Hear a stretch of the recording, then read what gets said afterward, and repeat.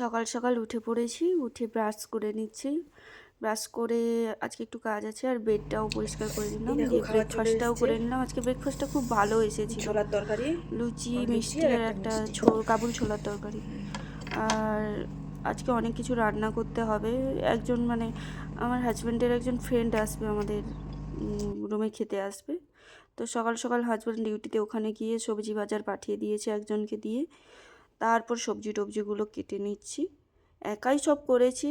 তারপর chicken marinate করে নিলাম, চিকেন আরও অনেক কিছু হয়েছে। চিকেনটা ম্যারিনেট করার পর একটু ঢাকনা দিয়ে সবজি টবজিগুলো ভালো করে কেটে নিয়েছি। তারপর যেগুলো মানে ফ্রাই করা ছিল, যেমন আলু, ফুলকপি, বিনস, ওগুলো সব ভালো করে ভেজে নিয়ে, আর চিকেনের আলুটাকেও ভালো করে ভেজে নিয়েছি। তারপর ওগুলো ভেজে নিয়ে পাশে ইন্ডাকশানের ডালটাও সেদ্ধ করতে দিয়েছিলাম। আর যেহেতু বাসমতি রাইস হবে, তার জন্য আধ ঘন্টা চালটাকে ভিজিয়ে রেখেছিলাম।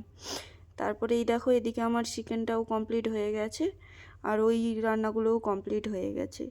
চিকেনটা হয়ে যাওয়ার পর, চিকেনটা দেখো কালারটাও সুন্দর হয়েছে, আর হ্যাঁ সুন্দর হয়েছে, খুব টেস্টি হয়েছে। আমি রান্না করেছি বলে বলছি না। তারপর আমি স্নান করে চলে এলাম, স্নান করে রেডি হয়ে এদিকে ভাতটাও বসিয়ে দিয়েছিলাম স্নান করতে গিয়ে। ভাতটাও প্রায় হয়ে এসছে, রেডি হয়ে। তারপর দেখো এই আমার রান্না কমপ্লিট। কী কী মেনু হলো দেখো, ফুলকপির ভাজা, আলু ভাজা, বিনস ভাজা, ডাল, চাটনি আর চিকেন। তো চলো টাটা, বাই বাই।